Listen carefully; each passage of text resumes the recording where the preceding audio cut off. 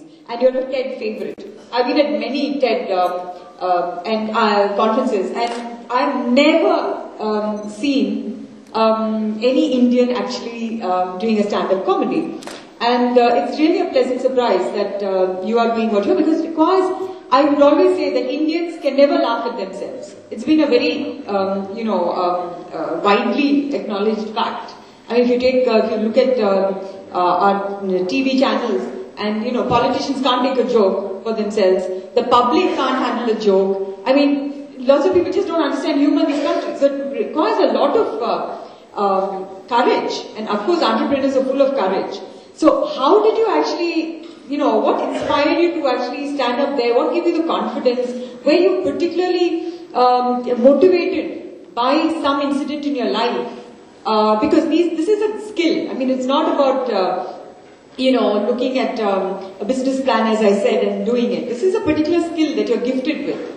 So, I mean, how did you arrive at this to do? You could have been doing something else. You're an engineer from IIT Mumbai, and you could have got every plum job in the country. But, this is the entrepreneurial spirit in you that's inspired you to do this and have the courage. So, tell us a little bit about that. It's a very long question, actually. So I'll give a long answer. First of all, the first thing about me being the most original orator, that's the original language I wrote about myself.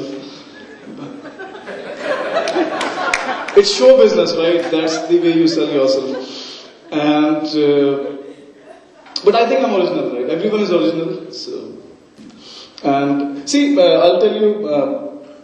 First of all, about the audiences that you were saying, right? It's tough to do comedy in India. I think it's easy also, it's tough also. Like for this kind of an audience, it is slightly tricky. I wouldn't say it's tough, it's tricky. Because see, at this age, at the age that all the gentlemen are in, right? You have set beliefs. Like you would be following a particular party. For example, let's say there must be some Congress supporters in the room, UPA supporters. So you cannot talk about the present scams.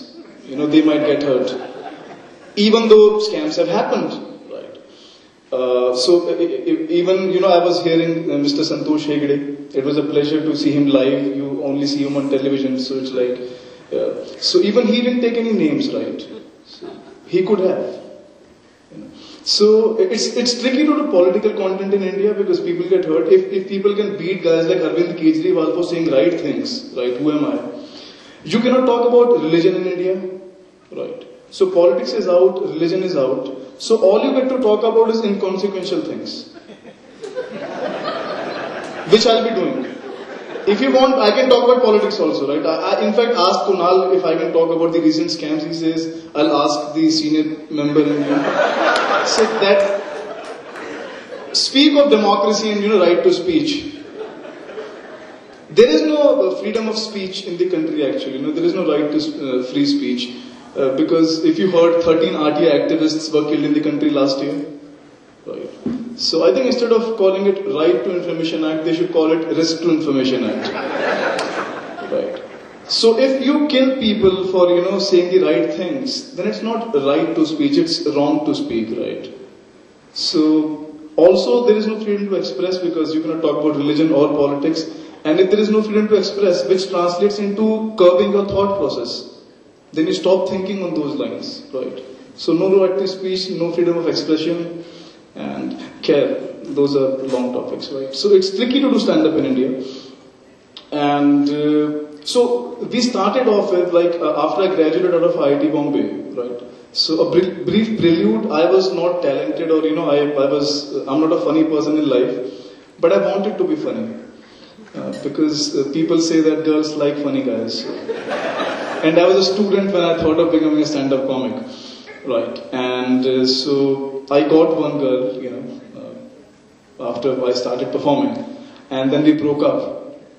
Actually, I was dating her, but she didn't know that I was dating her. So that's actually what happened. So, but at that time, it was really hard for me to accept that. How could this happen? So I was very depressed in that, time period. I started drinking. That's what happens, right? You either become a workaholic or alcoholic in that time. I became both. I took up drinking as work. Drinking became like a job, 9 to 5 every night, right? But it didn't work. Because see, every drink in the market is meant for happy people. Like Kingfisher King of Good Times. Bagpiper खूब जमेगा रंग मिल बैठेंगे 3 यार. There is no drink which says old monk, gum का साथी rum. Or bagpiper whiskey, जब लड़की खिसकी पियो bagpiper whiskey, no, right? So drinking didn't help. So I remember I did my first, long 40-minute stand-up performance in IIT Bombay after the breakup, just to. So that was sort of, that soothed me, that calmed me down. So then after passing out, I got an offer from Laughter Challenge. But as I said, again, you cannot talk about ideas on television. Like people think that television is for entertainment. No. Television is there for the advertisements. And all the content on television is just to make sure that advertising works. So TV is not for entertainment, and people think that, I'll tell you why television is the idiot box. You watch TV, you watch advertisements, they make you feel bad about yourself. Are you dark? You have pimples. Does your underwear make a good impression? Have you made it large in life? Right? Then you watch movies, and you realize, I don't have a perfect girlfriend.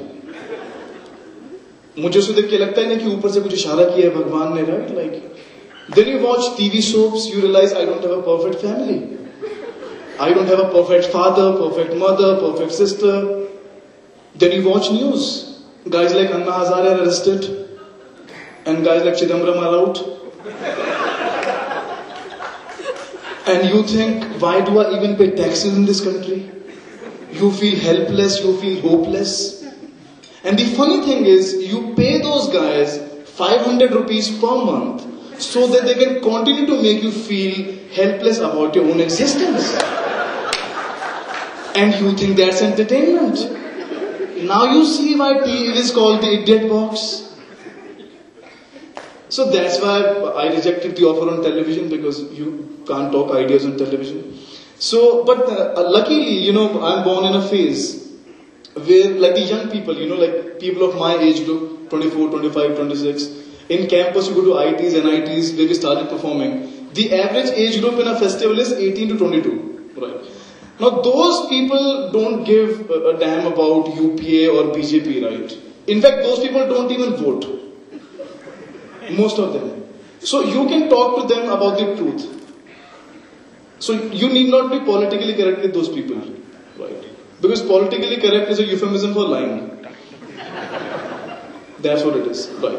You can talk about religion with those people. You can talk. So basically, you have freedom to talk about a lot of things which you cannot talk in a corporate audience. Like when we are invited to corporate shows, the first brief given is no sex, no religion, no politics. And like then, call Digvijay Singh in that case. He'll be stand-up comedy for you. He'll be politically correct, and So that's why we started touring college festivals. And alumni meets, they're always interesting because you can connect to the alumni of these campuses. We have started doing corporate shows also. So that was the process. That's fantastic, Nitin. One last question. You have a wife right now. You're married, right? I don't have a wife, I have a life right now. So okay. You never make a joke about your wife, right? Yeah. So I said never make a joke about your wife. But you showed the Facebook profiles, right? So it said single, right? Anyway, I think we need a whole day, Ravi, to speak to these three wonderful, absolutely phenomenal, unconventional entrepreneurs. And it's been really fantastic, Amlek, Nitin and Phanedra. So I think we'll have more time to interact with you when we get off. I can allow one question each if anybody wants to ask them. Because we don't have time for more. Yes, please. To who? Please direct the question. To Nitin. Okay. Yes, sir.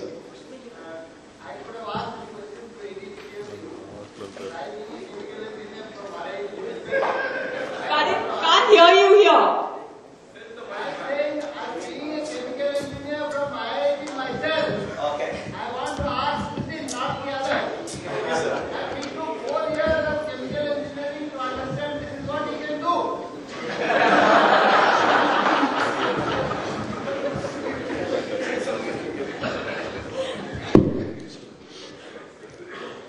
Yes, sir. I'll stand so that you can see me.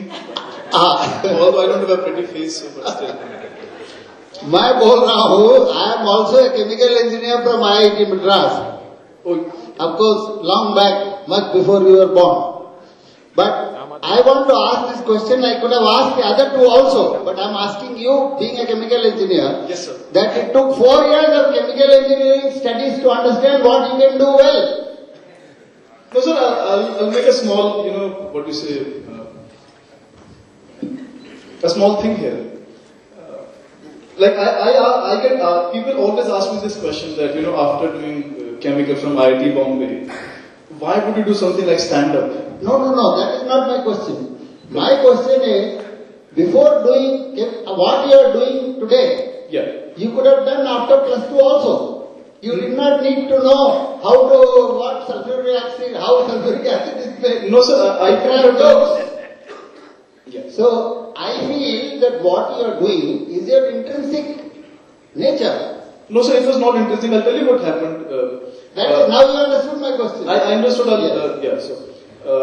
I couldn't have done it after 12th class. I'll tell you why. Because, my parents, or a lot of parents of my generation, like my father started business in 79. That was the pre-91 era where, it was difficult to get licenses, there were no jobs.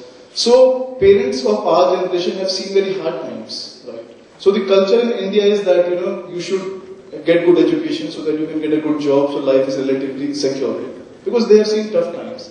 So, in India, the culture is that, till 10th, before 10th class, parents tell you that beta 10th में board में अच्छे number ले, फिर life set बनानी है, right? फिर 10th में आप अच्छे number ले आते हो, फिर आप 12th में आते हो, कहते हैं बेटा 12th में अच्छे number ले और life set बनानी है, IIT करो life set बनानी है. So, we don't get a chance to explore other things before 12th class. So, when I got into IIT, I was exposed to such a vibrant culture of, dramatics happening and sports happening and, extracurricular activities happening, debating happening. And so, I never got onto the stage before getting into IIT.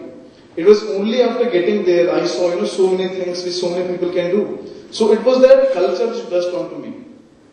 So, I think that is a very important aspect. Also, if you look around, a lot of people have come up, like Chetan Bhagat, right? He came from IIT, so a lot of people in stand-up, so people are making films also from IITs. Nitin, you'll have to... No, complete your sentence. Don't stretch the sentence. Okay. So, culture is very important as a success. So, I got a good culture in IIT, which helped me pursue whatever.